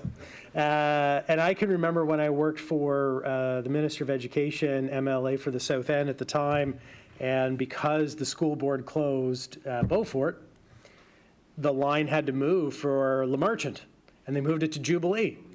And that caused an enormous amount of reaction, mostly negative. as Mr. Mason is well aware. And so, I appreciate where you're coming from.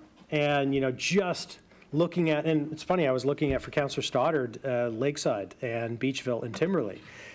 And I can only imagine how many, hundreds and thousands of people are in some of these neighborhoods. And if you move the line one way, you capture several hundred people, and then all of a sudden your numbers start working out, but then you divided a neighborhood in half. And so I don't envy you in terms of what you're doing here. So just in terms of District I, J, G, kind of where the boundaries are, I kind of agree with Councillor Mason on that south portion of I, where you move the line. It could be up to Cornwall and Cedar, it could be up to Pepperell or Shirley, but you're only going to move the numbers by a few hundred here, a few hundred there, and then you're cutting that neighborhood in half. And so I appreciate that. I think and as we talked about, the Ardmore neighborhood, I'm very happy to see that now as one neighborhood. And so Windsor as the dividing line from really the kind of north end, west end, the Forum, all of that staying in the north end. I was surprised to see on the Armdale side, the historic Armdale is whole, but kind of the areas that people consider themselves as part of Armdale, the Spinnakers, Anchors, which are really, I don't know if former Councillor Adams is here, if he's watching at home. That area is technically, I think that was part of the Spryfield annexation area and not Armdale proper. But if you look at the old historical records, Armdale was actually on the peninsula side and on the mainland side going down through that whole area. So there's no perfect way to do this. And I think on balance from what I've seen on the Halifax side, I'll let North Marine Drive deal with there because I think there's some issues, especially downtown Dartmouth, that need to be addressed. But on the Halifax side, it's not perfect, but I don't think you're going to find perfect in terms of all of the different criteria. But I think on balance, it was a pretty good job. And particularly for Jay, to what, I don't know if Mr. Ruffman's still here, the whole Williams Lake area, Governor's Brook, even actually Fleming Park, now all part of Jay, because it's really kind of that community, and I think that was well done. So, on balance, I think it's pretty good, and I hope more people from the areas, and I'll certainly promote it with my communication with residents, see this and can send feedback in. So I look forward to more of that. Thank you. Councillor Morse. Actually, I think Councillor Cuddle was ahead of me. I'm second here first. Oh, okay. Okay, great, thank you. Just on the theme of councillors and districts sharing regional parks, we don't have a declared park yet at Blue Mountain Birch Cove Lakes, but certainly in the works. I noticed that I'm relatively unscathed in terms of how my district fared and not very many changes in my district, so I don't want to rock the boat too much, but I hate to lose a little bit of my district and I hate to lose Carney Lake. I wonder, since there aren't a whole lot of residents at Carney Lake and the population there is not going to be a major tipping point, if the boundary could remain for those residents so that district, my district would have a stake in Blue Mountain Birch Cove Lakes and represent hopefully what will be a national park someday. And the boundary could be drawn at Carney Lake Road, because I believe the reason that was changed was because of that special planning area and the expected increase of population there. So if that tweak could allow this sort of sharing of Blue Mountain, keep the numbers about right, and put the special planning area in a community of interest with Larry UTEC, I suggest that as a possible alternative. We looked at your district quite a bit. Yeah. And it changed and changed and changed because of the numbers. But if you take Carney Lake back with the proposed district development from the province and Seton Ridge, you're way over, which means you've got to lose somewhere else. And when you take that back, that puts Bedford even lower than it is now because of, they were expecting that future growth. I think what I'm saying is to retain Hamshaw and That changes all the numbers. there are only a few hundred residents there. We've looked, like, So we're- It's the special- today it's a few hundred voters, but 5 years' time, it's way more than that. On Hamshaw and Saskatoon? Yeah, across the lake. No, across the lake. I'm saying if, sorry. Yeah. Maybe we'll take this up later Yeah. on. But I'll show you on the Perhaps I'll map. send it in writing. All right, all right. Okay, thank you. I thank you both, Counselor and previous Counselor, for the discretion there. Did you want to jump in on that at all? No? It's fine. Okay, I just saw your mic on. All right, really quickly before I go to Counselor Cuddle for a second time, just on my proposed change, I have no concerns. I think the dividing lines make sense, and especially on the area where Cogswell changes, that's one that we've talked about for a long time, or sorry, not Cogswell, where Cornwallis Street was. So, I have no issues with my district, and I think the changes are appropriate. Just again on the clarification of the letters, the letters are not the final, they're just for reference point as we get to the, right, that's, okay, just wanted to make sure that was clear. Yeah, so again, I'm happy. I know there might be some concerns when you get over to the Dartmouth side, so have fun at those meetings. I wish you the best. And with that, I'll just go to Councillor Cuddle for the last time. Thank you, Mr. Chair. I'm going to just chime in here on this idea of looking at the parks, and particularly the regional parks. And I hope we're just at this point, we're just accepting, giving feedback, and you can do with it what you want at the end. But I if there's anything else, I'd sit down and have the coffee with you too. But back to the parks. Just looking at the map, and in particular, Long Lake Provincial Park, and it's kind of included on this map in District I, what is now being called District I. And that park, particularly up around the piece that's closest to Spryfield, is very much used and frequented by people from the community of Spryfield and beyond. But it's a volunteer-run park, and all the volunteers who run that park are from Spryfield. The other consideration there is that there's the Beachville Community Boundary Review. And in that boundary review, Beachville comes all the way up to Old Sambro Road and Dumbrack, so right to the end of Long Lake there. And I'm just concerned that placing Long Lake Provincial Park in with I is kind of separating two communities of interest in that particular parcel of land. The other one would be the Terrence Bay Wilderness Park. If you're looking down between the boundaries of K and I towards West Pennant, and going over across to the Terrence Bay River. Ragged Lake in particular, there's trails and properties that are closely associated with the Sambro Loop in Williamswood. And while we were saying it's nice to see Williams Lake consolidated in one district again, I think on these larger parks, there is interest from both sides, particularly of that Long Lake Provincial Park, Terrence Bay Wilderness area, all the way through. That I don't know if there's a way to put the dividing line in the middle, but it just might help give other voices, to these parks and the things that are happening in and around them.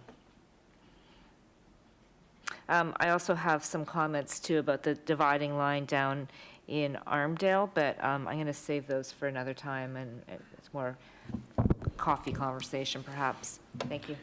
Thank you, Councillor. So that is it. Nobody else is on the list. There's nothing to move in terms of a motion. So again, as council members mentioned, I know the committee's there and ready to listen if you have comments and concerns, and there are some other meetings happening. Information, you're going to share where that information can be found? So on the district boundary page on the HRM website, it has the engagement schedule. It has the meetings that are happening, including the other community council meetings. Comment was made a few times today. I wanted to reflect on it. What is happening right now is public engagement. The NSUARB is very clear that this review can only occur with public engagement, and feedback from that engagement needs to be reflected in the final recommendations. So that is what is occurring in these meetings. That's what's occurring now. So this is the first option that is going to the public for comment, and then the panel and the staff that are supporting it will be going through over the end of October and November and trying to reflect that submission from the public in the adjusted maps. So the comments today are being taken in the minutes, in the recording by the panel, and that's what will be happening after that. So I just want to make sure that is what is happening with this process. Thank you very much. All right, so moving on to our next item, members of Community Council, 1331, Councillor Mason, Granville Mall. Thank you, Mr. Chair. I move that Halifax and West Community Council requests a staff report regarding closing a portion of Granville Street from the current private parking lot to the north to Duke Street in the south, currently known as Granville Mall, and designate the municipal property in Granville Mall as a park. I so move. Second by Councillor Stoddart. It's still a street. So if you go down there and you look at all the neat park-like stuff in the, community space, when Downtown Halifax Business Commission or the abutting businesses want to go and talk about activating the street, they have to go talk to Chris Davis from Street Right Away and not the people in parks, and it's just not in his space. And also, shortly, that bit of Granville Mall will be attached and become a part of Granville Square, which is going to be the big signature park in the middle of Cogswell. And so it seems to me, knowing that it takes a while to legally lift street lines and do all that stuff, that we should start that process now and get that underway. So I ask for your support to move that forward. Thank you. Seeing no one on the list, call for the question. Question. Question's been called. All those in favor say aye. Aye. Opposed, say nay.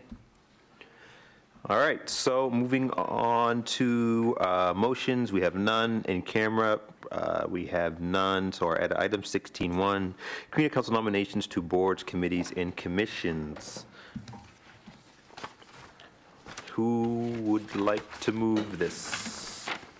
Well, so I would propose, and I'm not really smart enough to propose this, staff said I should move the motion that was put in front of us, and then we can ask for it to be split, and we can pass the first one where there's no argument right away. So I'll put Halifax West Community Council recommend that Halifax Regional Council, 1, appoint the councillors and to boards, committees, and commissions for a term to November 2024 as outlined in attachment 1 of the staff report dated October 12th, 2022, and 2, appoint the councillors to boards, committees, and commissions who are the successful candidates after a vote by secret ballot for a term to November 2024 as outlined in attachment 2 of the staff report dated October 12th, 2022. I so move. And while I... Seconded by Councillor Stoddart. Yeah, thank you, Mr. Chair.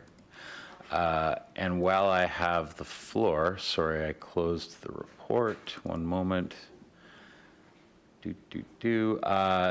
It's also been pointed out to me that no name has gone forward for the Western Common Advisory Committee, and I'll put my name forward for that for my sins. Thank you, Mr. Chair. Yeah.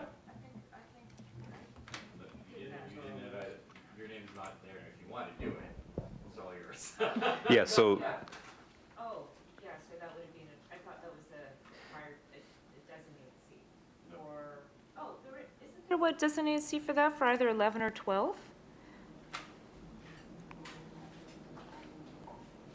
That was my understanding.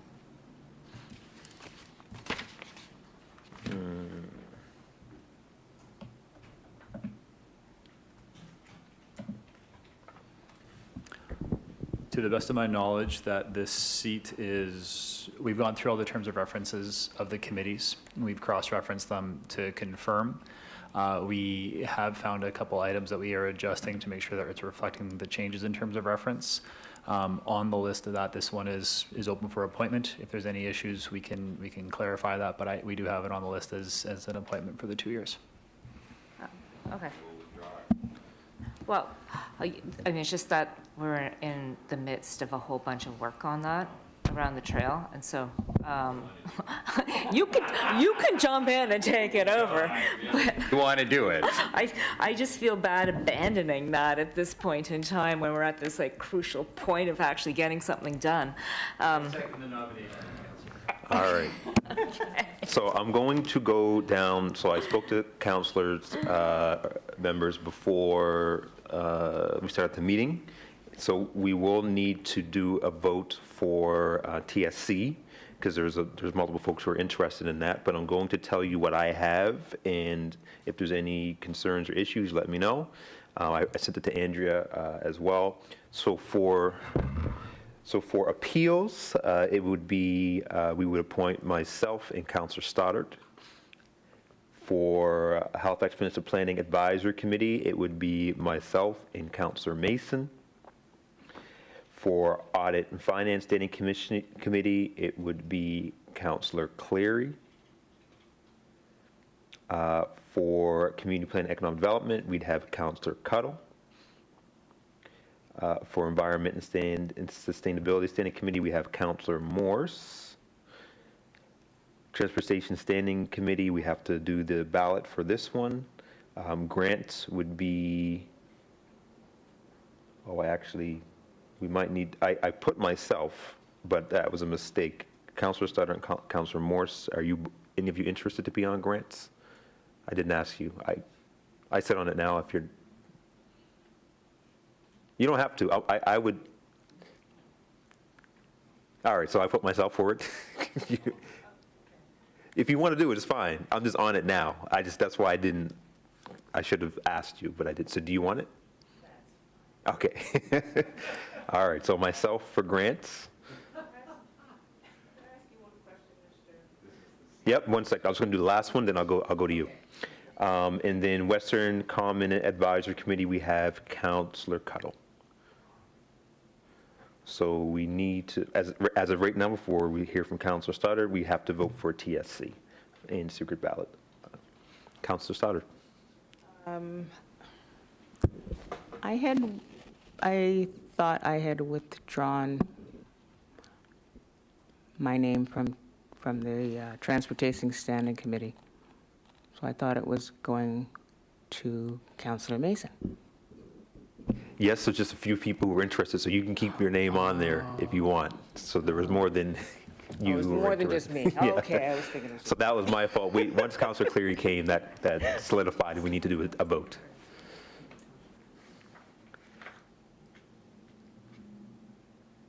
So I will pass it to, sorry, before I go to the secret ballot, are we okay on your and Andrea for the rest of the appointments? Yes, we are. So the nominations for appeals in Halifax Planning Advisory Committee are actually the ones that are related to the first part of the motion. So we could vote on that specifically if you want to do that, if you wanted to split the vote. And then we could then have the ballot for TSC. Okay, so let's vote for the first two. Let's vote for the first two, appeals in Halifax Planning Advisory Committee. Call for the question on. I need a seconder for that motion, actually. Seconded by Councillor Cleary. Question's been called. All those in favor say aye. Aye. Opposed, say nay. All right. Second part, and I'll pass that over to, I'm not sure who. All right, so who are the nominees for TSC? So as of now, we have Councillor Mason, Councillor Cleary, Councillor Morse.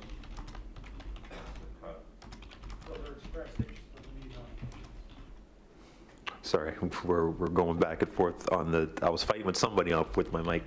So who would like, so those are the expressed, so who want to put their name forward for this position? Or withdraw? So okay, so Councillor Morse withdraw. Okay, Councillor Mason, are you staying on? Are you withdrawing? I feel like I'm an auctioneer. All right. Given Councillor Mason's chairship, I'd be happy to withdraw and nominate him. Okay, so we have Councillor Mason as of now. Councillor Cuttle, are you interested still? Yes, I am. Okay, so Counselor Cuttle, Counselor Mason. Are we appointing one or two? Just one. One.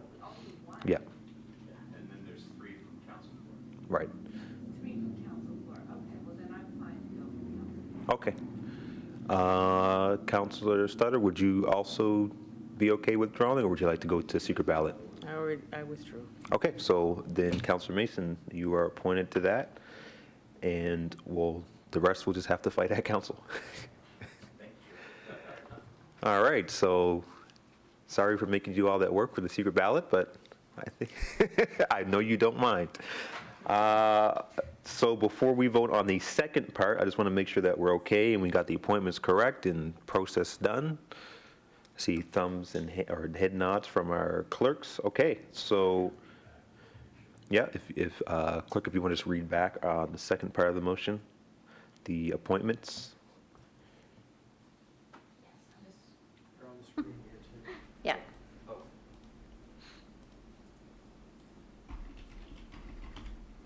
Just give me a minute. Sorry.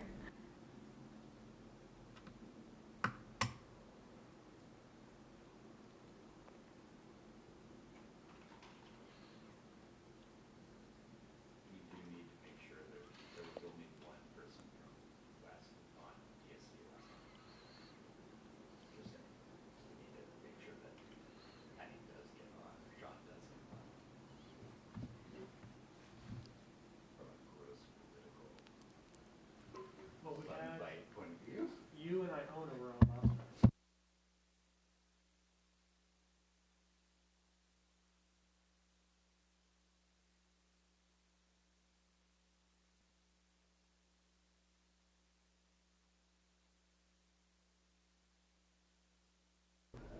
So the nominees are in the motion now. All right, so let me just open it up here. So we have for Audit and Finance, Counselor Cleary. For Community Plan and Economic Development, Counselor Cuttle. For Environment Sustainability Standing Committee, Counselor Morse. For Transportation Standing Committee, Counselor Mason. Grants Committee, Counselor Smith. Western Common Advisory Committee, Counselor Cuttle. And if anyone wants to formally read that into the record, okay. I move that Halifax and West Community Council recommend that Halifax Regional Council, 1, appoint Councillor Cleary to the Audit and Finance Standing Committee for a term to November 2024, 2, appoint Councillor Cuttle to the Community Planning Economic Development Standing Committee for a term to November 2024, 3, appoint Councillor Morse to the Environment and Sustainability Standing Committee for a term to November 2024, 4, appoint Councillor Mason to the Transportation Standing Committee for a term to November 2024. 5, appoint Councillor Smith to the Grants Committee for a term to November 2024. And 6, appoint Councillor Cuttle to the Western Common Advisory Committee for a term to November 2024. I so move. And my only comment was, if we all make it that far, it was the joke that I was making. That's why I started laughing. But no, seriously, that's it. Let's vote. Question. Thank you, and second by Counselor Cleary. Any further comments on this? My only comment is I hope I get on CPED at council, so FYI, plug. All right, all those in favor say aye. Aye. Opposed, say nay. All right, so that is done. Great job, folks. That saved us from having to go through the bun fight of voting. And let me just see here. Make sure I'm not missing anything. Oops, sorry. All right, so last item is notice of motion. Are there any notices of motion? Yeah, in public participation, does former Councilor Walker like, you'll pass on that? You don't want to air your grievances with council and share all the secrets?